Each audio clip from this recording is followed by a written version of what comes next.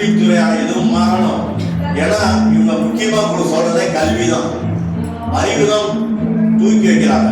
அதனாலதான் நான் அவசரமா பேசுறேன். நீங்களும் வேண்டிங்க, நல்ல இந்த சாதாரண ஸ்கூலும் மிகப்பெரிய அமைப்புல வரணும். ஒவ்வொரு அரசாங்க ஸ்கூலும், அரசாங்க பள்ளிக்கூடமும், அரசாங்க பள்ளிக்கூடத்தில் பிள்ளைங்களுக்குலாம் ஒண்ணு இல்லை. இங்க கிரீன்பார்க்ல ஒரு பையன் படிச்சான், +2 நல்ல மார்க் தான் வாங்கினா, இப்ப இன்ஜினியரும் முடிச்சிட்டான். அவன்கிட்ட கேட்கிறான், காந்தி எங்க பிறந்தான்னு கேட்டா தெரியலங்கிறான். அப்போ ஜெனரல் நாலேஜ் விட்டு போச்சு. இதே பெரியார் எங்க பிறந்தான்னு சொல்லுவோம். ஏன்னா அரசாங்கம் வர வர ஒவ்வொரு சப்ஜெக்டும் மாத்திட்டு இருக்கு. நம்ம சரித்திரமே என்னன்னு தெரியாம இருக்கோம். அகச்சேரி அசோகர் தெருவா மரம் நட்டான்னு சொல்றான். அசோகன் எத்தனை பேர்த்த கொண்டா தெரியுங்களா? லட்சக்கணக்கான இந்து மக்களை கொண்டவன் அசோகன். கஜினி போகும்போது 17 முறை படையெடுத்தாகுமா. அவன் என்ன பண்ணா தெரியுமா? கிட்டத்தட்ட நம்ம கோயில இருக்க செல்வத்தை கூட கொள்ளைச்சிட்டு போயிட்டான். அவங்க பாடப்புத்தமா வருது. நம்ம இதுல எத்தனையோ பேர் நல்லவங்க இருக்காங்க, அவங்களுக்கு பாடப்புத்தமாவே வரல. அதே மாதிரி மாலிக் கபூர் அப்படின்னு ஒரு தளபதி, அலாவுதீன் கில்ஜியினுடைய தளபதி, ஸ்ரீரங்கத்துக்கு வந்து கொள்ளடிக்கிறான். 12,000 பேர் தடுத்து நிறுத்துறாங்க. 12,000 பேரையும் கொண்டுட்டு ஸ்ரீரங்க கோயில போய் உற்சவம் மூட்டி பார்த்து எல்லாத்தையும் கொண்டாடி போனான். மதுரை சுந்தராந்தர் கோயில இருந்து கொண்டாடி போனான். நம்ம தெய்வம் எங்க போச்சு? வெளிக்குதான் பார்த்தது. சோமநாதபுரம் கோயில் 4 முறை புனஸ்காரம் இது பண்ணது, புதுப்பிக்கப்பட்டது. தங்கத்தாலேயே அந்த கோயில் ஒவ்வொரு தூண் இருக்கும். எல்லாம் தங்க தவறுதான் போல எல்லாமே கொள்ளைச்சிட்டு போயிட்டானே. அந்த சோமநாதன் எங்க போனான்? நான் இறைவன்டா தான் கேட்கிறேன், எங்க போனீங்க? நம்ம நாடு வளர்ச்சி பெற்று இருந்த போது நம்ம இறைவனா எங்க போயிடுச்சு? அப்ப நம்மளுக்கு பாதுகாப்பு திறனற்று போயிடுச்சு. நம்மளுக்கு அவ்வளவு வசதி வாய்ப்புகள் இல்லாம போச்சு. இவ்வளவு தங்கம் இவ்வளவு இது இருந்தும் நம்ம கோயில் கலாச்சாரத்தை மேன்மைப்படுத்தணுமே தவிர நம்மளுடைய மனதைரியத்தையும் நாம் உண்மையாக வாழ்கிறோம், நேர்மையாக வாழ்கிறோம், இதற்காக போராட வேணுங்கிற எண்ணத்தை நம்ம மறந்துட்டோம். நான் போய் சமயபுரத்துக்கு போய் அங்க பிரதர்சனம் பண்ணிட்டேன், எனக்கு எப்படி நடந்துடும்? நாங்க ஒரு கோயில பூட்டு போட்டு தொங்க விட்டா அவன் தம்பி குடும்பம் அழிஞ்சு போயிடுவான். இப்ப போய் தொங்க விட்டுட்டு வருவாங்க. அதே மாதிரி பொள்ளாச்சி அம்மன் மாசாணி அம்மன் போய் மிளகாய் போட்டு அரைச்சு விட்டா அவன் பக்கத்து வீட்டுக்காரன் செத்து போயிடுவான். சாமி சாப்பிடுமா? அப்படி சாப்பிட்டா அந்த சாமி செருப்புலதான் அடிக்கணும், செருப்புலதான் அடிக்கணும். நல்லவரை வாழ்வதற்கு தான் சாமி. நீ போய் உன் தம்பி தான் சாகிறதுக்கோ, பக்கத்து வீட்டுக்காரன் சாகிறதுக்கோ, உன் பணத்தளஞ்ச மாவட்டத்துக்கோ எவன் எடுத்தாலும் அந்த குடும்பம் நீ எங்கேயோ மிஸ் பண்ணிட்டு அந்த குடும்பத்தை அழிக்கிற மக்கள் என்ன பாருங்க எப்படின்னு. தெய்வங்களை குறை சொல்லி பிரயோஜனமே இல்லை. எப்படியாப்பட்ட தெய்வம் மாசாணியவன்? அந்த தெய்வத்துக்கு நம்ம மரியாதை கொடுக்குறீங்களா? மக்கள் கெடுத்து வச்சிருக்கான். அங்க போய் முனவா அரைச்சா எதிரி செத்து போயிடுவாங்க.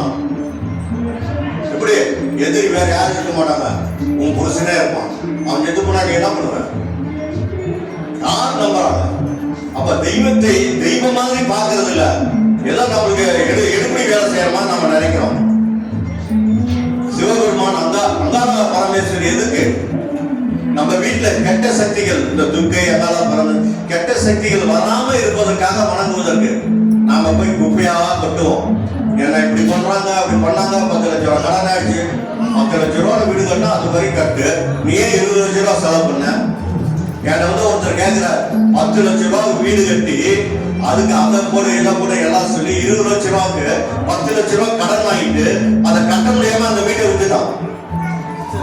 அப்போ நம்மளுக்கு விரலுக்கு ஏற்ற வீக்கமா வச்சுக்கணும். எல்லாருமே அதுக்கு தகுந்த மாதிரி வாழ கத்துக்கணும். நாம அந்த மாதிரி வாழ்றோமா? இங்க நான் பல குருமார்களை சந்தித்தனாலும் பல கோயில்களில் தரிசனம் பண்ணனாலேயே நான் உங்களுக்கு சொல்லிட்டு இருக்கேன். திருவண்ணாமலையில 17 வாக்கு கிரிவலம் போனேன். கொல்லிமலையில கொல்லிப்பாயம்மனுக்கு எவனுமே இருக்க மாட்டான். 25 வருஷத்துக்கு முன்னாடி அங்க உட்கார்ந்து தம்மம் பண்ணவன். எந்த சாமியும் என்ன எதுவும் பண்ணாது. காரணம் என்னன்னா எல்லா சாமிக்கும் அவ்வளவு மரியாதை கொடுத்தேன். சுடுகாடுல இருக்க அங்காள பரமேஸ்வரி கோயில போய் அங்க உட்காருவேன். எதுக்காக? இந்த ஞானத்துக்காக உட்கார்ந்தேன். இன்னைக்கு ஐயா இருக்கும் பொழுது அவருக்கு ஒரு ஆலயம் கட்டி இன்னைக்கு அன்னதானம் கொடுக்குறோம் அப்படின்னா அதுக்கு நான் செய்த ஒரு புண்ணிய இதுதான். அத்தனை கோயிலையும் கொண்டு தெய்வம் எங்கெங்கெங்கயோ தேடி பார்த்து கடைசியில தெய்வத்தை அறிந்த கணக்கம்பட்டியில தான் எப்படி சொல்றேன்னா, என் முன்னாடி இப்படி போய் மறைஞ்சி பின்னாடி வந்தாரு. மழை வந்து பார்த்தேன். சுழல் காத்த நிறுத்தி அந்த 4 அடி மேலானது பார்த்தேன். கண்ணு தெரியாது, அப்படியே வடக்க போனா எழுதுகிறாரு. கண்ணு தெரிஞ்சு வந்தான். கால் விடாத அவனை எட்டி வச்சார், ஓடி போயிட்டு. எந்த சாமி செஞ்சிருக்க கண்ணு முன்னாடி பார்த்தேன். எந்த சாமி ஹார்ட்ல ஓட்ட சொல்லி 10 வயசு பொண்ணு வருது. இவர் குடிக்கிற கூல்ட்ரிங்ஸ் டீயை கலந்து கொடுக்குறாரு, அந்த ஓட்டை அடைச்சிருது. சமீப காலத்துல கூட இங்க வந்து ஒரு லேடிக்கு கேன்சர் சொன்னப்போ, நீங்களாம் இருந்தீங்களா என்ன தெரியல, இருந்தவங்களுக்கு தெரியும். நான் சொல்லிட்டு இருக்கேன், அந்த பையன் தான் எனக்கு திண்ணூறு வாங்கிட்டு போனான். அந்த கேன்சருக்கு வந்து கொழுப்பு கட்டியா மாறிடுச்சு. அந்த அம்மா நிக்குது, அது நான் தான். நான் அந்த அம்மா பார்த்ததில்ல, அந்த பையனை தான் பார்த்துருக்கேன். எவ்வளவு அற்புதம். என் மனைவி திண்ணூறு கொடுக்குறாங்க ஒருத்தருக்கு. இந்த மாதிரி எங்க அம்மா கேன்சர்னு சொல்றாங்க. அது ஆபரேஷன் பண்ணும்போது கொழுப்பு கட்டியா மாறிடுச்சு. அவர் வந்து எவ்வளவு பெருமையா சொல்லிருக்கிறார். கடன் பட்டவன் மனசார வேண்டும் பொழுது ஏதோ ரூபத்தில் அந்த கடன் அடைச்சு சந்தோஷத்தோட வரான். இதெல்லாம் நீங்க வச்சிருக்க நம்பிக்கையை கொடுத்து, வச்சிருக்க நம்பிக்கையை கொடுத்து அவர்கிட்ட அப்படி அபார நம்பிக்கை இருக்கணும். சித்த புருஷர்கள்னா சாமானியமா? திருப்பதியை உருவாக்கினவன் பொங்கல சித்தர், திருவண்ணாமலையை உருவாக்கினவன் இடைக்கால சித்தர், திருவாரூர் உருவாக்கினது கமலமுனி, திருப்பரங்குன்றம் உருவாக்குனது மச்சமுனி. பாருங்க, இவங்கெல்லாம் இல்லைன்னா கோயில் இல்லை. அப்புறம் இது ஸ்ரீவில்லிபுத்தூர் ஆண்டார் எல்லாம் ஒரு தெய்வத்தினுடைய அமைப்புல இருந்துதான் அவங்க செஞ்சாங்க.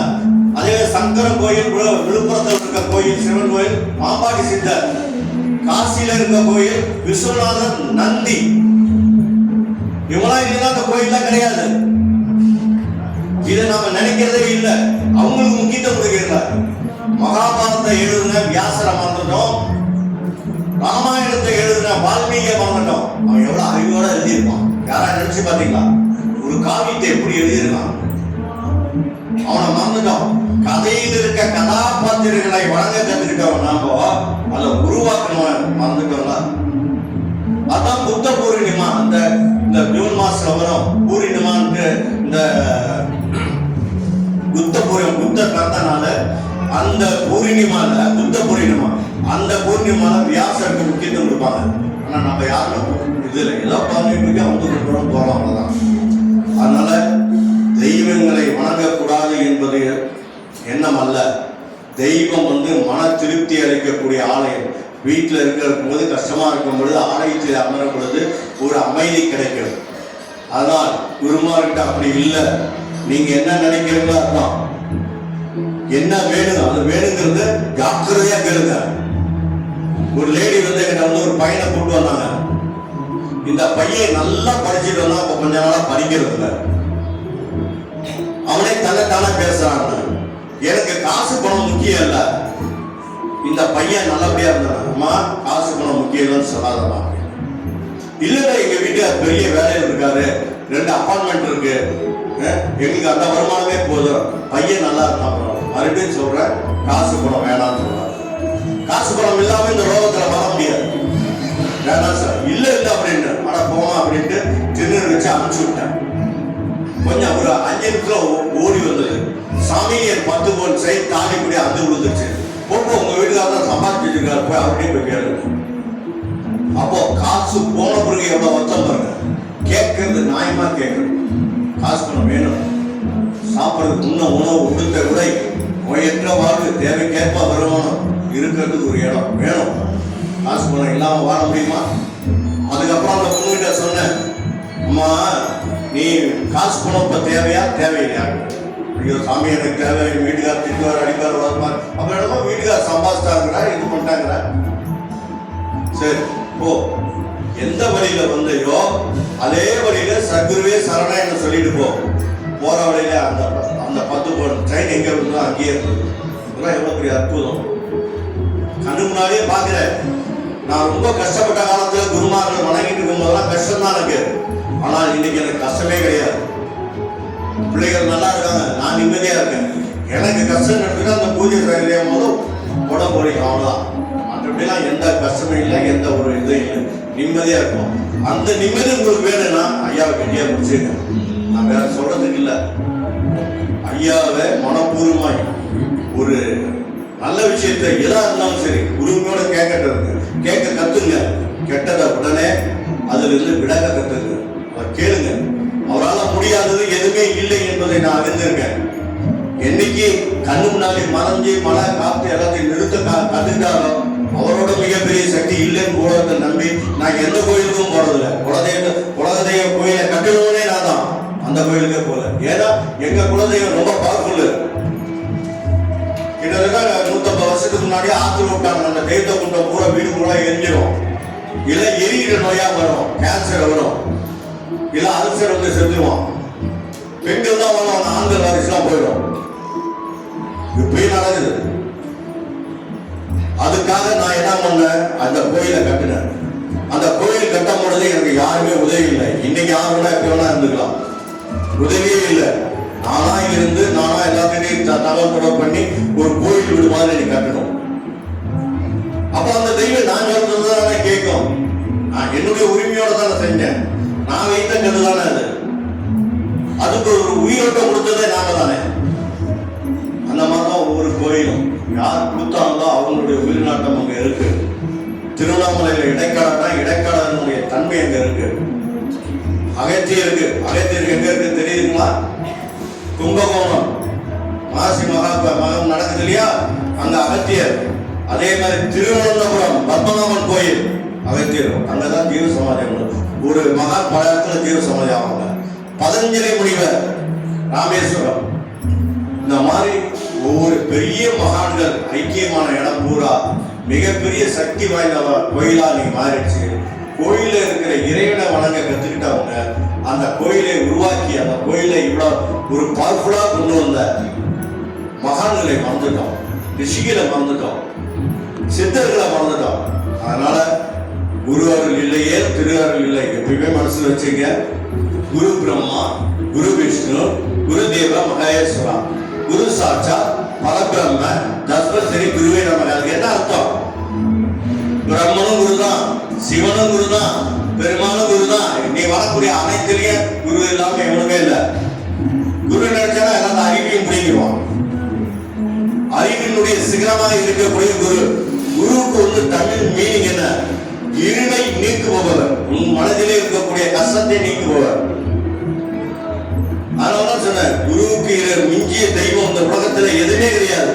குருவுக்கு மிஞ்சிய தெய்வம் இந்த லோகத்திலே கிடையாது. முகமது நபி இல்லை என்றால் இஸ்லாம் மதம் இல்லை. இயேசு